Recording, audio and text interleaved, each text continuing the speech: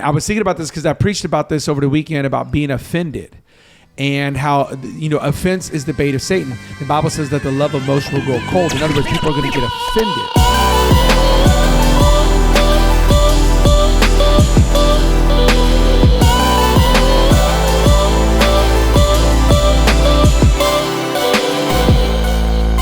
Hey, welcome to the Not Offended Podcast. It's your boy Anthony, the Conservative Chicano, sitting right here all by myself. Jake the Wild Card is filming on location. He's in Vegas, y'all. Did you guys know that he's in Vegas?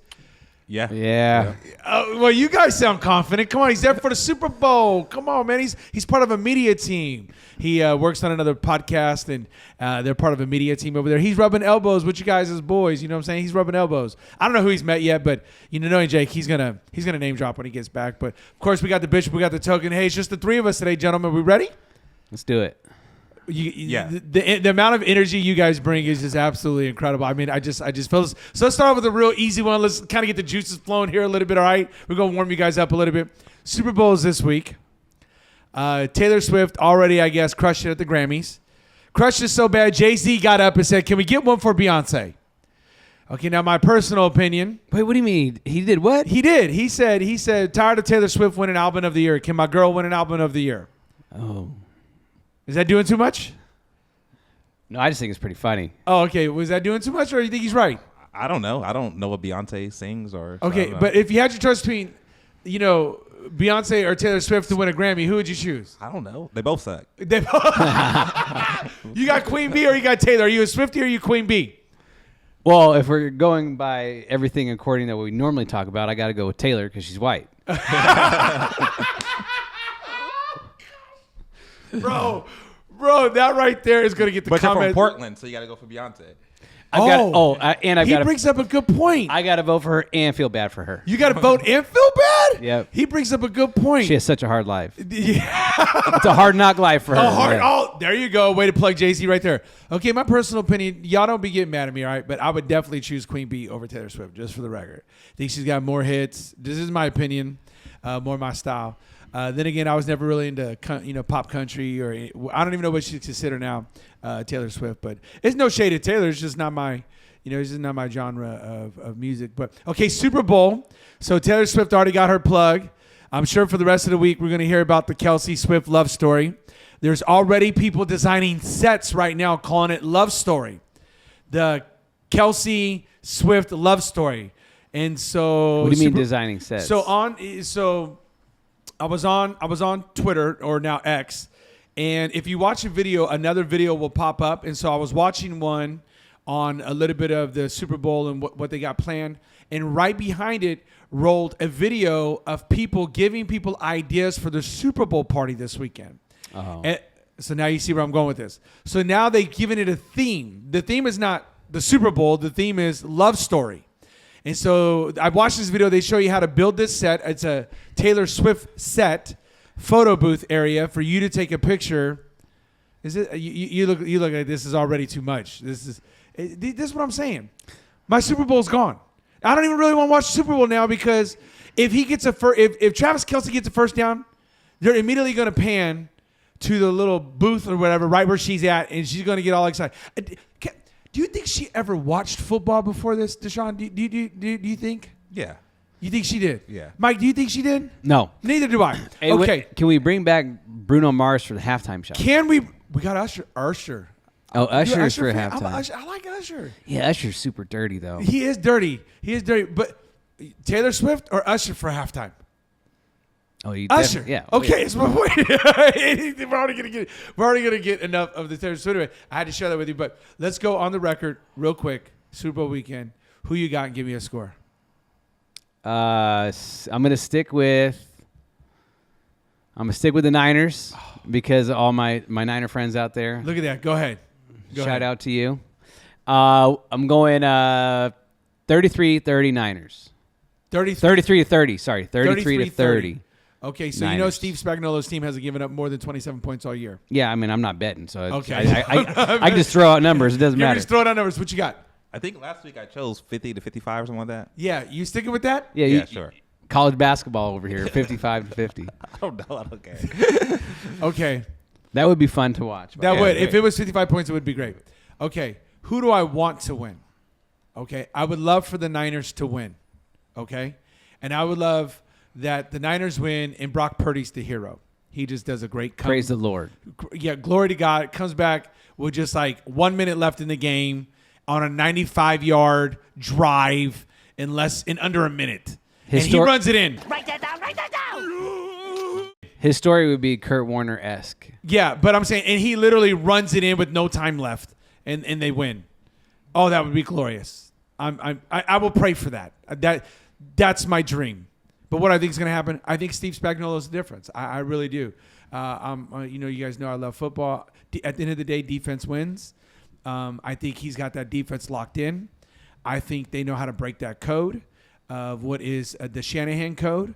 Spagnuolo, in my opinion, is the best D coordinator out there right now, hands down. He is the man. So what do I think is going to happen? I still don't think the Niners get over 27. They haven't done it all year. They're not going to start now. The only way they get over 27 is if they got 21 at the half. That's it.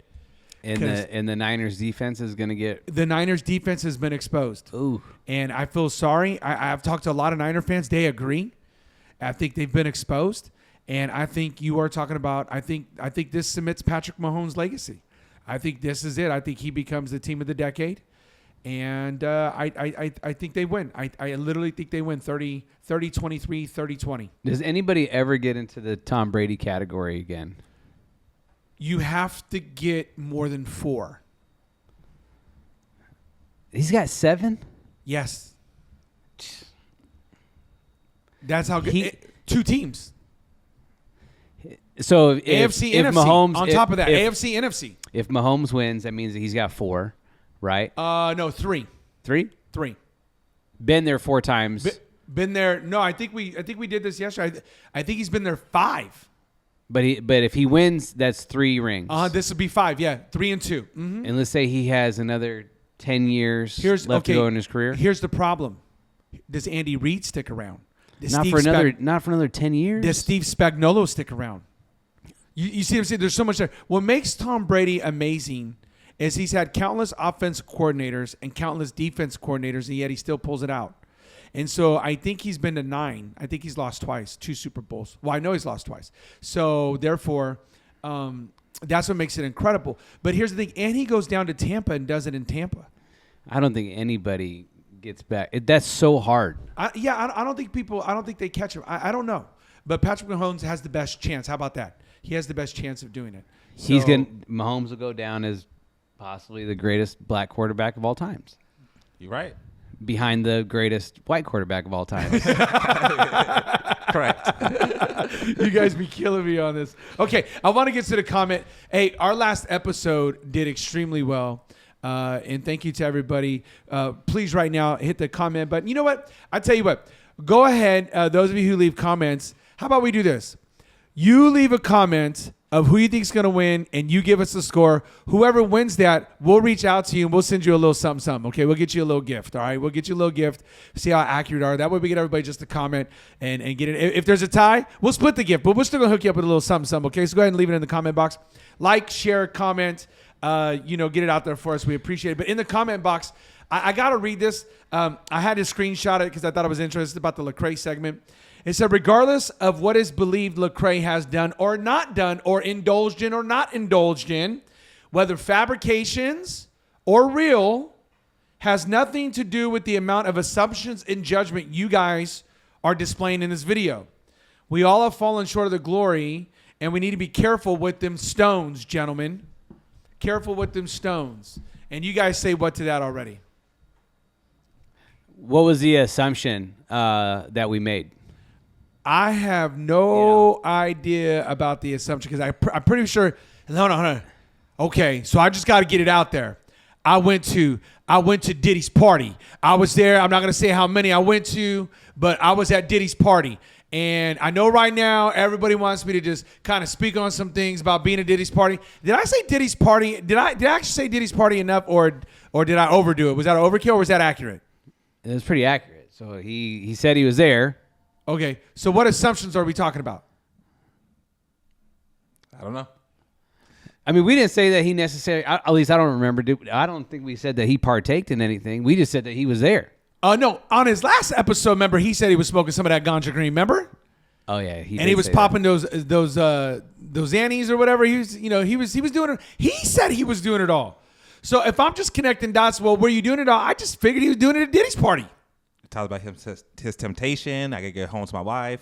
Oh yeah, because they out here looking like burgers. What'd he say? So I forgot steak and burgers. Something I forgot. Yeah, and then there was Mac salad and there was greens. He's talking about it was collard greens, Mac salad. I was like, man, what is so? Where's this? This is from Show Me the Money. No, this is from. Oh, sorry, it's on my phone. This is from a guy. I told you his name though, Mike. It was Shore Shot Company. Can you say that? Can you say that 3 times fast? Short shot? Not because we're on the radio. Oh, okay. Yeah. You want to try short shot? Nope. Okay, so this is from homie Short Shot. We appreciate you commenting, but we have no idea. But he said, "Be careful with them stones, gentlemen. Careful with them stones. You got stones?" Well, I got stones, but I don't understand what Short Shot wants us to do. Like, Lecrae came out with the video. Right. We didn't assume anything except for we just commented on what he said. What did we read into? You want to add to that? Yeah, no, I mean, it's their job to live in a way where people can't throw stones. Don't you're giving people stones to throw at you. Him and TD Jakes. You're at a place you shouldn't be at, and your job is to live above reproach. You live into a place where people can't look at your life and say, like, what are you doing? And that's what he's trying to do. Did it come out that that's true that TD Jakes was really at a Oh, he Diddy was. party? That's a fact. Oh, no. Now, I don't know how long he stayed or what he did, but it's a fact. He actually posted a picture Yeah, of being well, at for Diddy's party. sure, as a pastor, he shouldn't have been there. Your job is not to put yourself in the light to look that way. See, for those assumptions. You and I, we agree on like 80, 85% of things. And I got to thinking about this over the weekend. If I were to get invited to somebody's party like that, you got to follow principle. And the principle is you got to ask the questions. Where to be alcohol? Where to be drugs? Is this a birthday party? Is this an anniversary? You got to do your background. How people are going to be dressed? What are they there for? What situation are you putting yourself in? Isn't that just called using wisdom? Yeah. Okay, so Short Shot. Come back up with a follow-up comment because your comment right now holds no weight. There's nothing there, bro. It's like, nothing. hey, guys, let's go to a strip club. I just want to eat. Wings and things. That's Let's it. go. That's it. Best wings in town. I'm just there to hang out with my friends. Hey, you know what? I'm doing ministry to my friends because he's going through a hard patch and he needs me to be there for him. Aren't we supposed to love our brother in need? And then they got the best wings in town, so we're gonna break bread and we're gonna have fellowship. Doesn't matter that it's a strip club called Wings and Things. I'm just there for my brother. Why are you throwing stones at me? Doesn't make any sense. I know. Okay. See, this is crickets. Yeah, nobody bought that. Nobody bought that. Okay. So going to that, I feel like this brother right here, Short Shot, just got something to be offended by. And I was thinking about this because I preached about this over the weekend about being offended and how, offense is the bait of Satan. The Bible says that the love of most will grow cold. In other words, people are going to get offended. So I said something yesterday. I just want to piggyback and throw around because I know we talk about culture and its influence on the church. Well, right now, culturally speaking, everybody's offended at everything. Like right now during Black History Month, I literally pulled a post off of X, and this black yoga instructor said, I'm opening up my studio, and no white people can come in for the whole month of February because of Black History Month. So all white people who paid for my services, thank you for your money, but you can't come in this month because they were offended that more white people were showing up than black people. And it's like, really? We're offended. Then another lady comes on and she says, hey, I'm offended that white people are trying to take over Black History Month by posting stuff. You're not allowed to post on Black History Month. And by the way, you should really feel bad that black women are some of the lowest paid people. So all of you white men who make a lot of money, you need to contribute to a black woman who don't make as much as you. I'm offended. And we got other people offended at the fact that we don't use their pronouns. They, them, this, their, that, whatever. It seems like everybody's offended at everything. And I got the question yesterday of, has anybody ever stopped to really think, why am I offended? Why am I offended? My question to you, gentlemen, is why don't people ever stop to ask themselves, why am I really offended at this? What do you think stops people from asking that question? Well, I think some people in those examples would say that they're not offended. That's just how they think. Like that's just, like they're not speaking from a place of hurt. They're speaking from a place of truth, or they're speaking from a place of sticking up for other people, but they're not like offended. Why do you think people don't ask themselves why they're offended, Deshaun? I don't know. I don't know. To get to the deeper, why people don't get to the deeper root of why things come up. Maybe it's a lot of people might not even know. I think some things could be even things that you're taught, and so those things come up, and you're taught to this is how things are supposed to go, and so if things don't go that way, you just you're offended by it, but that's what you've been taught, so that's all you know. Well, you talked about respect and things like that. Sure. I guess the question I'm trying to get to here is if you think about the things that offend you, right? Really, that just reveals what's in your heart. And that's why I said yesterday, if you offend the mind, you reveal the heart. And I think people got heart issues. I think people are really salty about some things. I think they've got some serious heart issues that they need to deal with their traumas.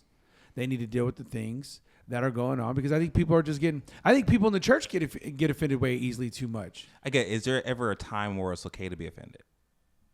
Well, can you show me scripture? No, I'm just asking. No, I said show me scripture. I'm asking too. No, I don't know. I don't know anything. What should we really be offended by? Think of the word offense. When you hear offended, what do you hear? So there's never a time to be bothered by anything. No. When you hear the word offended, what's your definition of offended? I don't know. You got a working definition of offended? Maybe something synonymous would be disrespected or hurt. Okay. Mm-hmm. So I think if you replace, is there a time to be hurt? Yes, because life does hurt. God heals. But offended. Or do we really want to walk around offended? The offense of things, right? So something, obviously, it's rooted in an emotion. Anger. What was that? Anger. Well, it is rooted in anger, but I'm saying it's rooted in another emotion too. Like you feel disrespected, you feel jaded, you feel slighted. I mean, we could keep going. But does God want us walking around in offense? According to the story of Cain and Abel, the answer is no. He does not want us to walk around in offense. Why is that? I don't know. I'm still trying to figure out what's the definition. Because I guess as you say, hurt. Yeah, to be working. You don't want to walk around that way. I guess it's okay to actually feel that. But yeah, you do want to address things when they come up. So if you feel a certain way, if you don't deal with it, it's going to cause the issues in your life, whether it be mainly to be relationships. So that's what offends you. So we want to deal with all those things right away. Offense, a breach of a law or a rule, an illegal act. Annoyance or resentment brought about a perceived insult or to be disregarded or disrespected from oneself or one standard of principles. So it'd be the second one, not the legal term. So annoyance or resentment brought about by a perceived insult or or disregard for oneself or disrespected of one's standards and principles. Mm-hmm. So now that you got that definition. Yeah, you have your own standards and principles. These are things, how things are supposed to operate, and you're sort of going outside of what I think. So should we walk around offended? No, you shouldn't walk around offended. You should address it. Okay. Now we know offense is going to come. Mm-hmm. Right? Offense is going to come. But how should we address it then?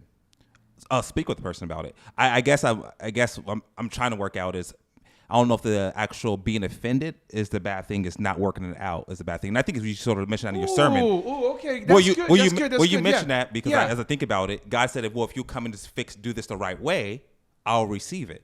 I did. I said exactly what I said. So I think being offended isn't necessarily the wrong thing, because people will do things that actually offend you. Right. And it was is that offense justified or is it not justified? But just to walk around in it without actually dealing with it is going to actually be a burden to you. Okay, so what I'm hearing you say is offense is going to come. God even said offense is going to come. Mm-hmm. He goes, but it's what you do with that offense that matters. That's what I'm working out. So yeah. So why would it not be that way? It's just like hurt's going to come, but it's what you do with that hurt. Yeah. But we got people who, I don't want to say they feed off their own energy from being offended, but I feel like they feed off their own energy of being offended. Me against the world. I'm just offended. I could do this.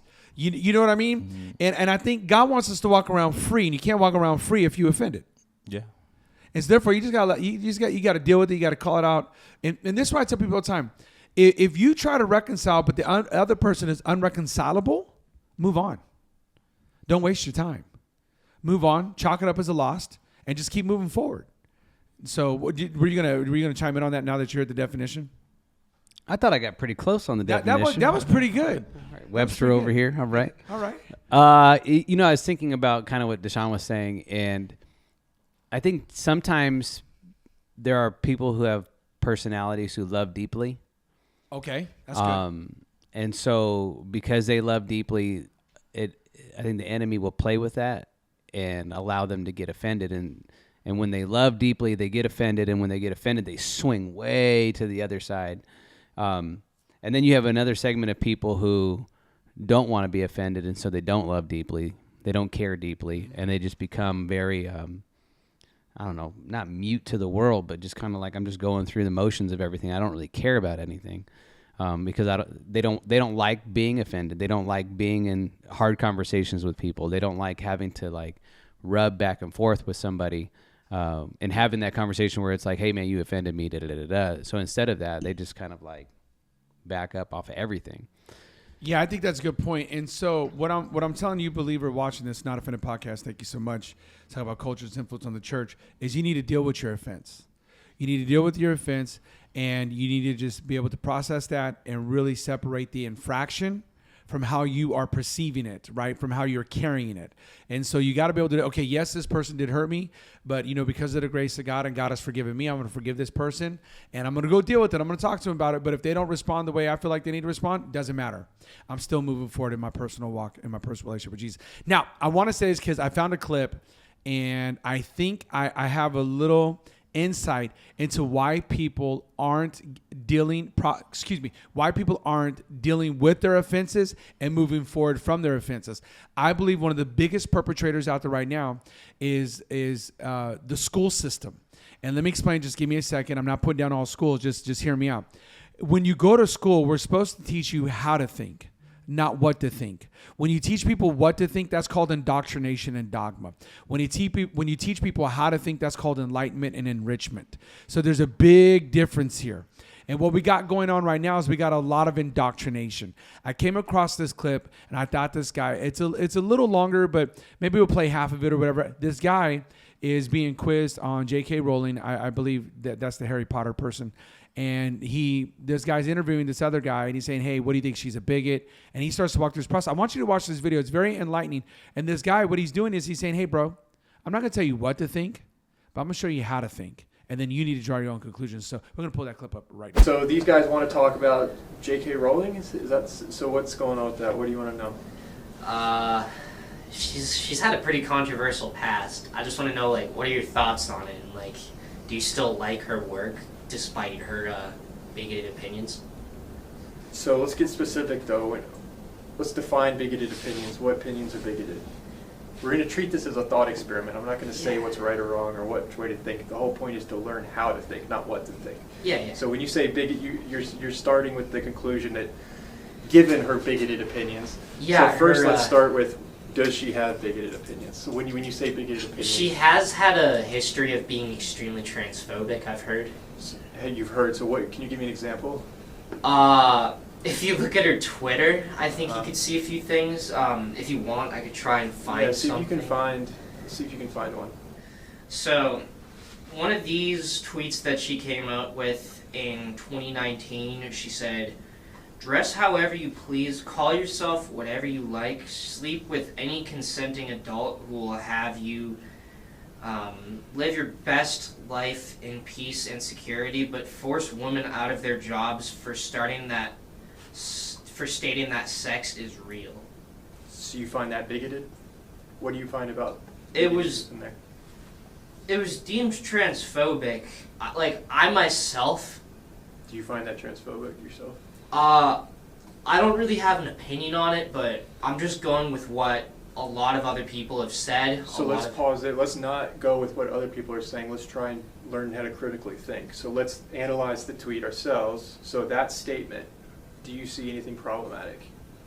Disregarding other people's opinions.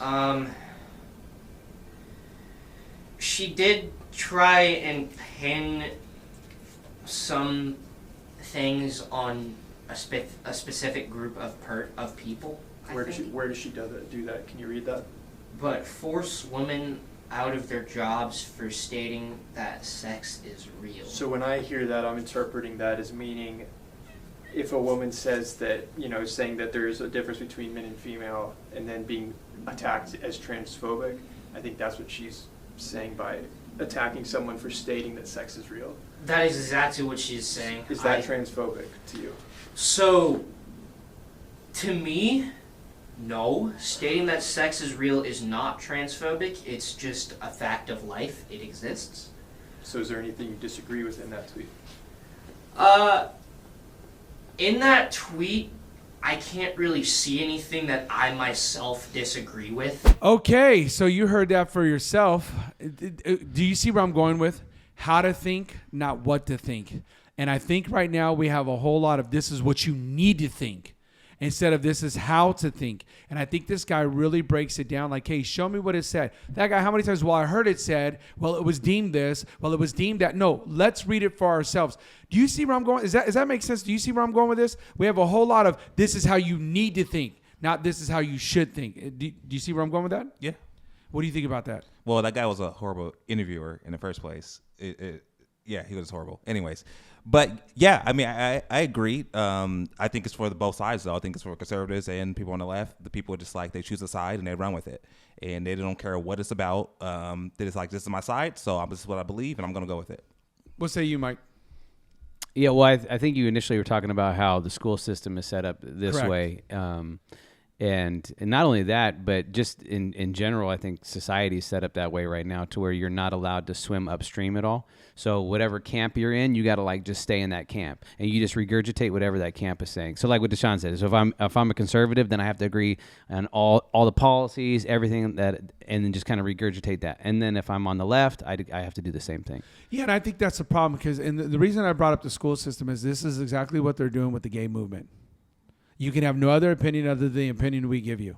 Mm. And if you have any other opinion, then you're not a part of our movement and you're on the out and you're wrong. There's no dialogue. There's no discussion. There's no anything. It's just you will believe that. That's called indoctrination. That's not called enlightenment. That's called indoctrination. And if you don't line up, then you're not in the good old boys and girls. Well, it's not boys and girls club. You're not in the good old them, they, and their club. That's what you're not in. And I think this person does a great job. And my point in bringing that up with the fence is because they get offended.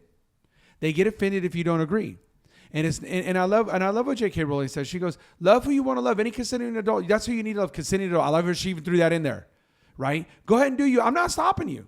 But you can't get mad at me because I say there's two sexes. There's either male or female. Male or female. That's it, right? Mm. And she goes, and then to force me out of my job, for what? Just because I said that's a biological fact. You can't get rid of it. And so anyway, I think to me, that just shows me where we're headed. And there's another reason why I brought it up, and I don't got a problem saying it. It's because this political season, that's exactly what they're going to want you to do. Oh, I can't believe you're going to support this person, which I agree with you guys. I got in a whole bunch of hot water here with the conservative people because I'm not voting for Measure E. Seems like every conservative person I know wants to vote for Measure E. And that's just another little bond tax measure to give money to Fresno State. I ain't voting for Measure E. It's the worst thing ever. How about that? I'm not raising taxes when I ain't got no money. You know what I mean? You already raised taxes enough. Tell the mayor to give up his salary. There's your Measure E. So you know what I'm saying? It's like, we need to get behind it because it's law enforcement. It's that. No, law enforcement's not given through Measure E. Stop trying to spin it.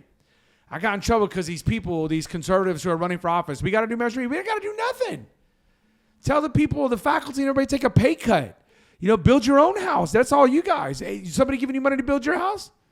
No. No? How would you like? You want higher taxes or lower taxes? Cut some taxes. Cut taxes. There you go. Measure E out the window. So anyway, I got in trouble myself because you know what? When the conservatives say you need to swim uphill and to do this, guess what they want you to do? Shut your mouth and go. It's not indoctrination. I don't do indoctrination. Okay, I think for myself. If I don't like it, I speak on it. It's that simple. Now, it used to be we could disagree and still go get a burger. Now it's like we can't disagree on anything because I'm offended. I'm going to go take my ball and go home. So anyway, I thought that was my segment. I had to pick that up, but I like that guy and what he did. That was great. Okay, Mike, what's on your mind? I heard you got something. Let's go.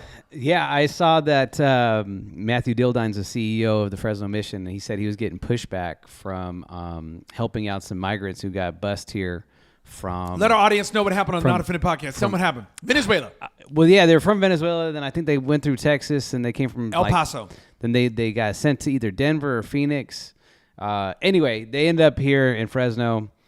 From what Matthew Dildine said, the mission had helped them out in regards to like the feeding them and putting them in their warming center, I believe. And they didn't even know that they were migrants. Like they didn't know the story behind it. They were just helping people to help people because, you know, as believers, we're supposed to just help people who help people, especially in the nonprofit field that they're in. And he said that he was getting some pushback from some of his donors talking about they were going to take some of their money away. And I messing thought, with that paper again, boy. I just thought that was very interesting that people would come out like What that. should he have done? Well, that's kind of what my thought was. So this is happening. Denver is overran. Chicago is overran. New York is overran.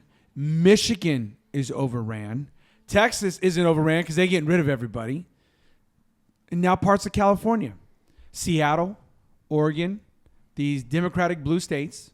What should they do? If you're the rescue mission in any of these states, what should you do? Well, and then like, so what's the screening process, you know? So how do you go about doing that? Like, I'm not saying I have the answer to it. I just thought it was interesting that as a faith-based nonprofit that some of their donors would be upset with. What do you think they were upset about then? That's what I'm asking you. I think that they were upset that they were housing migrants. Well, I don't even know if they housed them, but they helped them. Let's just say help. They said they housed them. Okay. One or two nights. It was just I was one going to or say, two. Yeah. because of the verbiage that they used, I couldn't tell. It wasn't long term. I know that. Right. And so I don't know. Maybe they're upset that this is the way that the mission is going to go, and so the mission is going to be. They're going to start to be kind of like the hub for everybody who's coming over, and they're going to start spreading them to different missions throughout. I don't know. And maybe people who are donors are upset, and they're like, we don't want this organization, the organization that we support, to be a hub for people coming over illegally. What do you think they're upset about, D? Yeah, I'm hoping maybe they're upset that they're afraid it might turn into that. Yeah. But if they're upset just because he took them in, they're a bunch of idiots. I would say it. Oh, Not Offended podcast. We offended people now. That's ridiculous to think that these people show up to the door, and if he doesn't know who they are, that once he find that out, that you kick him out. That's insane. Now, if Fresno became like a Chicago or like, you know, parts of New York where there's a ton of immigrants coming in, then he might have to set something up. It was like, hey, the city of Fresno, you need to do something. This is not what we do. But to think that they would reject this family coming in, it doesn't make any sense. Okay, so I guess I'm the only one who sees this a little different. Okay, so let me just break this down real quick. Twofold. I agree that as their mission statement states, right, they're supposed to care for those, the least of these. I get that, but I can see why the donors are upset. And that article did its best to talk about kids. There was only a few kids. It wasn't like all 50 of them are kids. A lot of them are grown men. So I can see why the donors are upset. You are housing people who have not been properly vetted. It goes to a bigger issue. They didn't have any vetting system when they crossed the border. So we don't know, are they rapists? Are they killers? Are they migrant workers? Are they, construction workers? We don't have any background information. Now, that's systemic, though. That's on Joe Biden and the Democrats. They have no policy. We don't know, do they have their measles shots? Do they have their mumps shots? We don't know. For being such a vaccinated country, we're allowing millions of people in that we got no vaccination documents, and we're not requiring them to get vaccinated. You've seen what happened in New York, where those 4 migrants, those 4 illegal immigrants, say something to me, and they beat up those cops. And then what happened? 0 bail because of the DA Bragg, who's an idiot. 0 bail. They walked right out, flipped off the cameras, hopped on a bus, and allegedly are coming to California. That's why the donors are pissed off. They're like, what are we doing? Okay, if you're going to house them, you need some type of vetting system. But to argue for Matthew, how is he supposed to vet them? What's he going to run him through a live scan? What's he going to run through an FBI database? He's got nothing to do this. He's not equipped for this. This is on our boy, my boy, Jerry Dyer. This is because Jerry Dyer is not a Republican. He's not even a rhino, Republican in name only. That stands for. He's a Democrat masquerading as a Republican. Fresno, you got duped. And his boy, he was on that little Zoom meeting with his homie Gavin Newsom, complaining about. Gavin was all shocked. I went into Target, and this lady said that all this thievery, all this stealing happens because the governor won't do anything. And then she realized I was the governor. Ha ha! It's your fault. We got the toughest laws. You got no laws, dude. That's how much you're removed from everything. And by the way, when do you shop at Target? So anyway, so this whole thing, this is on Jerry Dyer. This is on him and that liberal ran council. You knew they were coming. You knew what was going on. Okay, I like how they act all surprised. Why? Because they've been busting them everywhere. Now, you might not know when they were coming, but you knew they were coming. They're coming all up and down the coast. You might not know when, or where, but you knew they was coming. So to act all surprised, Matthew was putting a rock in a hard place. But if I'm Matthew Dildine, not that I am, but I do would have to agree with my donors. Hey, guys, I can see why you're upset. Help me to make this adjustment then. Help me if people do come in, how am I supposed to vet them? What am I supposed to do? Like, if that's the case, then supply me some more money so I can hire the right people, do a little bit of background so I make sure I'm not housing somebody. Because here's the thing. What if Matthew was housing one of those 4 illegal immigrants who beat up those cops, and they came over here and they did something in the rescue mission? Who's liable for that? As far as insurances, what if they assaulted a young girl in the rescue mission? I'm just throwing what ifs out there. Then what do you have? You have a whole bag of worms. This whole thing is nasty. This whole thing is just horrible. And good people like the Fresno Rescue Mission and Matthew Dildine are getting caught in the middle. This is what you call, Mike Cook, collateral damage. But this is on those people downtown who seem surprised. Oh, golly gee willikers, look what's happening. Call your boy Gavin up, and he'll tell you, look at Frisco. Have you seen Oakland? Dude, this is what breaks. I love Fresno. I love that God has called me here.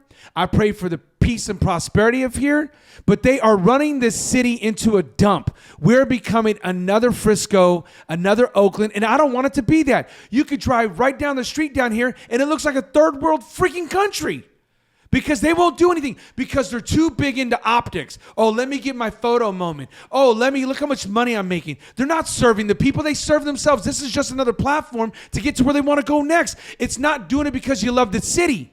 Because if you love the city, get out of your suit, put on some jeans and boots, and go work your butt off like everybody else. But you just collect that fatty, you just collect that paper. And let me get my little photo op while you're triple dipping. Man, please keep it. So Matthew was caught in a rock and a hard place. Shout out to my boy Matthew. I feel bad for you. But man, if your donors are getting upset, I can see why. Now, I'm not saying they're justified, but I can see why. No, they're wrong. They can't get mad at him. For them to get mad at him, they're completely wrong. That's not what I said. No, but I'm saying for them to get mad at him. I said I can see why they get mad. But if you're Matthew, hey, listen, you want that job, you got to take the criticism that comes with it. No, I'm not mad at him. I'm saying for them to get them, if they're the believers, to get they're mad at business Matthew people, D. They're business people. But no, he did nothing wrong. Listen, okay, you didn't answer the okay. So if one of those people he housed assaulted a young girl or a young lady in that rescue mission, whether worker, person who stays there, whatever, just assaulted somebody, as a donor, then what do you say? Yeah, that's the risk he takes all the time. You're taking blue people off the street. No. This is it. You're missing this. How do you hold an illegal immigrant to the same standard as a citizen here? What do you do then? Yeah. So are they ever vetting someone who's not a no, citizen? I'm asking you, what do you do then? No, I don't know. What do they have in place? I'm saying no, you can't. No. I'm telling you. I'm giving you the answer. It's rhetorical. If they're an illegal immigrant, you can't hold them to anything. In California, you can't. That's the whole point. See, once again, I'm not saying the donors are justified in what they did. I don't even know how they communicated it. What I'm saying is I can see why they're upset, though. I can see why. I don't consider them idiots for being upset. I can see why. No, I'm not. But you can't be upset at the rescue mission for what they did. Well, who's going to fall on that sword then if something were to happen? I think that's the risk they're always taking. Now, if they need to say, They have to change our policy. Like, oh, I don't know if they've taken immigrants before or what. I don't know what it is. Listen. So first off, the word illegal. That should be the summation of everything. They're here illegally. So how do you hold somebody in a sanctuary state, in a sanctuary city? How do you hold them accountable for their illegal acts if they're already illegal? That's the point. So I'm saying, Matthew, you might want to do something. You might want to do something. Because as a donor, say I'm a high value donor here who's giving his money, one lawsuit, it's all gone. You're going to bankrupt the thing. So everything I've been helping you to work for, everything I've been helping you to achieve, that's what I'm saying. I don't think they're idiots. I think they're looking at this from an elevation of 1,000 feet up. I'm not saying Matthew's not putting a heart spot, but he's got to put something in place. All these rescue missions do. Because especially in California, you can sue over anything. So I'm just saying, I don't think they're idiots. Yeah, I mean, I guess you're making an assumption that I'm not making about the donors. I mean, I see it's probably a bunch of just super right-wing conservatives. So it's like, hey, this is the side I take. I hate illegal immigration. I hate that side. I hate those people, and this is what I hate. But why would you take that assumption? Oh, because that's how I feel like the culture is. It's like this side or this side. It's always just like I have this hard line. Period. That's all it is. You don't see that in the media where people are there to actually talk it out and figure out what's going on. All right. Well, I mean, at least I don't see it. I don't make that assumption. I make this assumption like, I'm this guy and I've given $1 million already to this rescue mission. Now I don't want to see it get blown away because we didn't do our due diligence. Yeah. I mean, so what you talked about before is like people they don't think. They're just like, this is my side. I've been indoctrinated. Oh, no. Yeah, I wouldn't disagree with that. I'm saying, but this is how you start discussions. I think we need to sit down and we need to have something in place.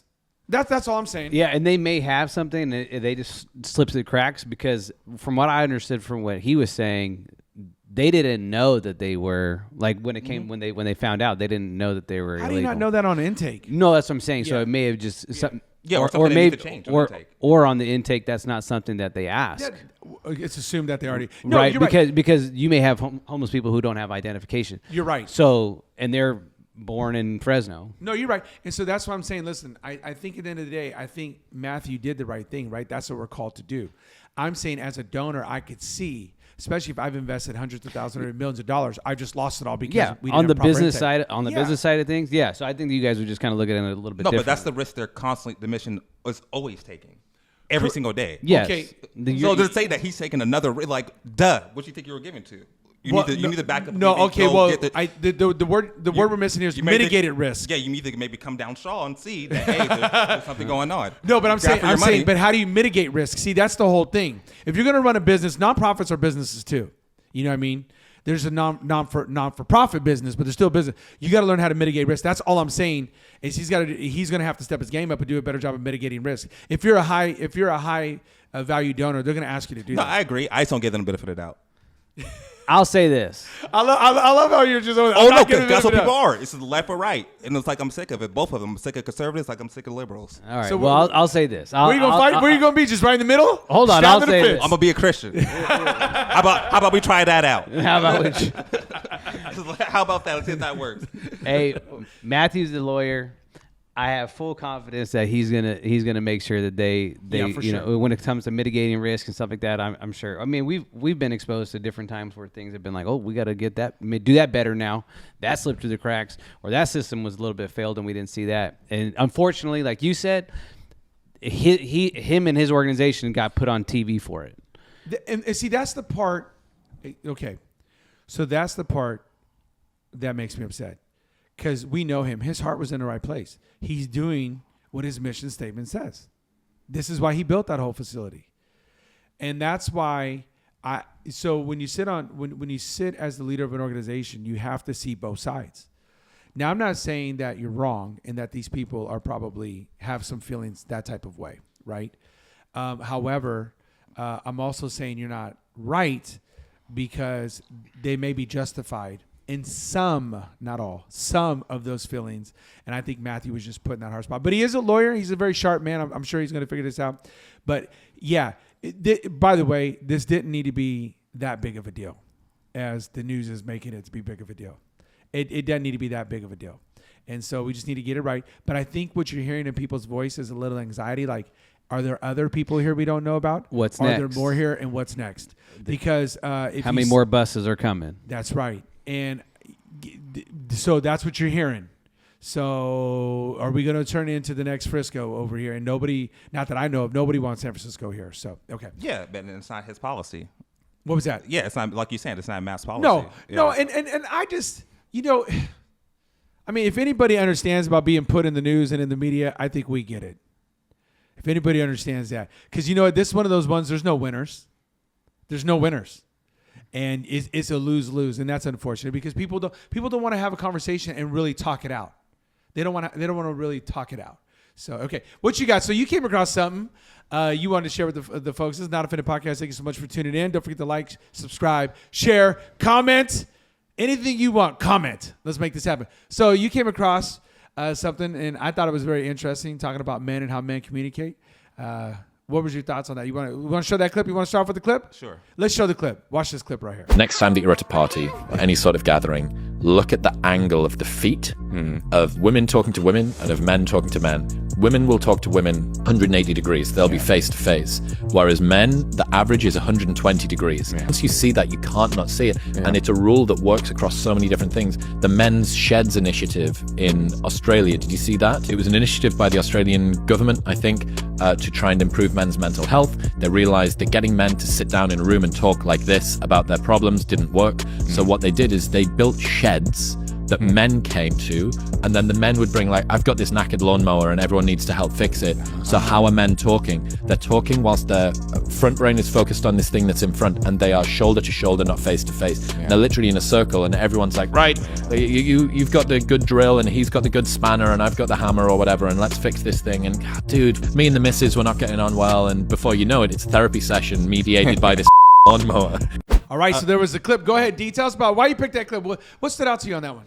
I thought it was interesting. I saw it a while back, and just how men communicate. And I sort of like already knew this, but just like men doing life together and actually doing something. You sit across the room, you ain't trying to talk about your feelings, but you get there. Do you have feelings? Everybody wants to know on the Not Offended Podcast, does Sean have feelings? I'm very hard to get offended. I'll say that. That's all I'm trying to like. What is offended? You were pretty heated a minute ago. You're pretty heated a minute ago. Oh no, I'm just stating facts. I'm not offended. Oh, okay. Yeah, that's just what why it does is. everybody always say that on our? At least once a comment, somebody say, "Well, for being the Not Offended Podcast, you guys seem offended." It's like that's the joke. We're not offended. Trust me, I'm not gonna think about this as soon as this is over. Yeah, that's true. People always come up to us and they're like, "Man, that show was great." And Deshaun the other day goes, "Yeah, what did we talk about?" and they were like, "Well, I don't remember." He looks at me. I feel bad. He looks at me and I was like, "I don't know. I don't remember what we talked about either. This is just our conversation." Like, this is our. Just real quick, we started this podcast because this is how we talk in the office. Like, we just said, "Man, maybe people get a kick out of this." Okay, so you're not surprised that men don't like to sit across each other, drink coffee, and just talk about feelings for 3 solid hours? Yeah, I'm not shocked. And so I think it's important. As just I relate to this, even doing like having friends over, doing life together, like whatever it be, like you do type of work. I mean, also I think there's like in the context of church, of men serving in the church. For a long time, it was always women serving in church. I know our church isn't that way. There's a lot of men who serve, and I think the importance of that, as you build that relationship and you're serving together, you're more willing to open up over time. And you might finally like you just somehow you're like, man, that came out of me. I just said that. I just admitted that, or whatever it may be. Like I think in those contexts when you're working together, things just happen where you feel comfortable sharing those things. I like what he said. He said they did this in Australia, right? Mm-hmm. They did that. Yeah. Session in the shed. Yeah.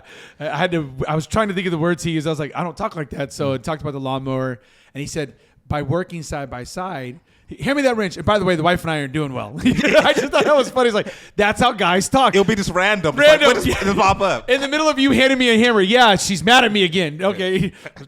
What is she mad about? I just thought what'd you think when you saw it? Was that facts or was that facts? oh yeah, I think it's 100% real. I think it's a part of the struggle that you see with like professional athletes when they professional athletes, but then you even go like to collegiate athletes and you talk to even guys who played in high school. Like, what is one of the things that you miss most about the sport? A lot of them will say, I miss the locker room.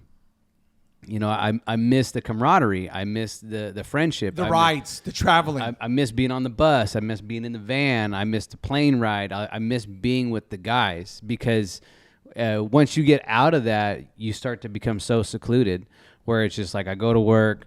I might have a couple people who I'm kind of cool with at work, and we kind of do like hey, you see the game yesterday? Yeah, that was pretty cool. And then you go back to kind of doing your own thing, and then you go from there to like the kids' game, or you go home and you kind of just blow in and blow out with these relationships, but you don't have anything of depth. But like when you're in the locker room, you have a lot of depth because you're winning together, you're losing together, you're getting hurt together, you're rehabbing together. And so there is a lot of that. And so I think the shed idea was really cool. And I think that it kind of just shines light on what we've been doing here at the church for the last year, which is getting together on Tuesday nights as guys. And all we have seen is exponential growth on Tuesday nights where guys who you wouldn't normally see come to a Bible study or a sit down where you talk about your feelings and there's only like 6 of you, guys are coming in by the droves. And it's very easy to invite somebody to a setting like this because it's very relatable to other areas what we've been through in life. Yeah, I think you guys said it best. I was not surprised at this clip. I've been doing men's ministry for many years now. Something you said triggered my thought. I remember I was coaching up in the SAC area, and I knew that I had just a little window left. I didn't know it was quite that small, but I remember on our last game, the trip there, and I remember thinking on the bus, like that feeling of what you're talking about. We're doing, we're spending countless hours. There's something about winning together, losing together, getting hurt together. You know what I mean?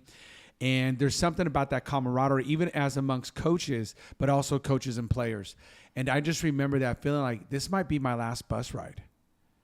And I only ever had that feeling a couple other times. One time I was a part of a team. We won a state championship.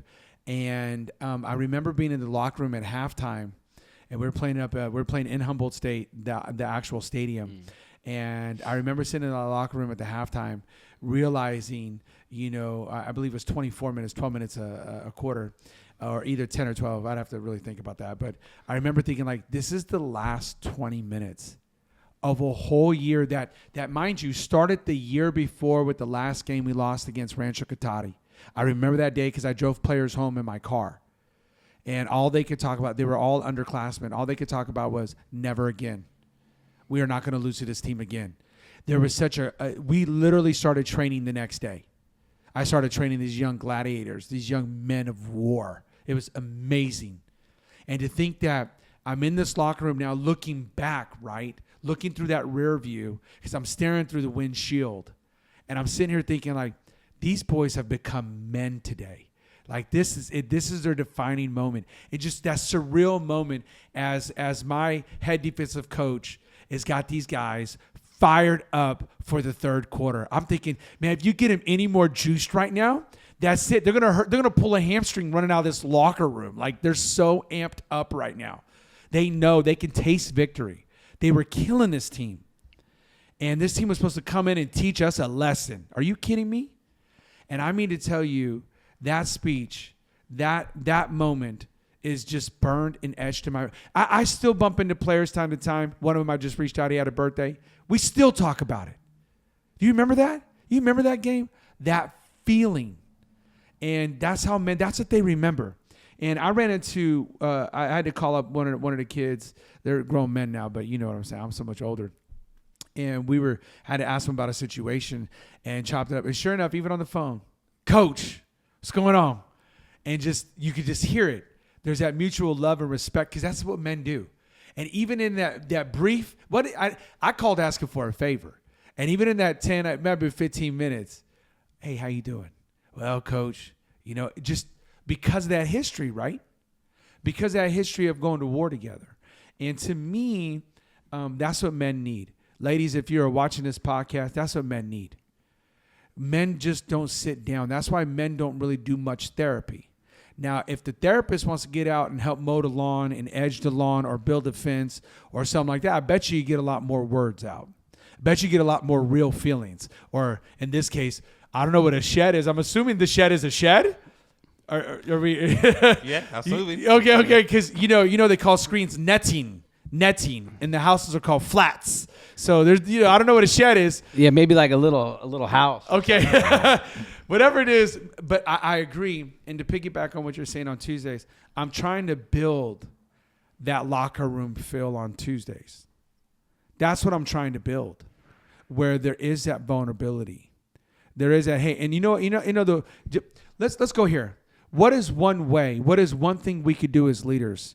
Sorry, ladies, this kind of turned into a guy segment, but this would be good to play for your man, or if you're looking for a man, we're trying to raise him up for you over here. All right, so either way, we're trying to help you. Okay, what is one thing we could do better to create that locker room feel? In your guys' opinion, go ahead, Mike. What's one thing we could do better? How come I always got to go first? Okay, how about you, Bishop? No, that's all right. Go first. I'll answer it. I just got to think of something. Okay, what's one thing we could do better?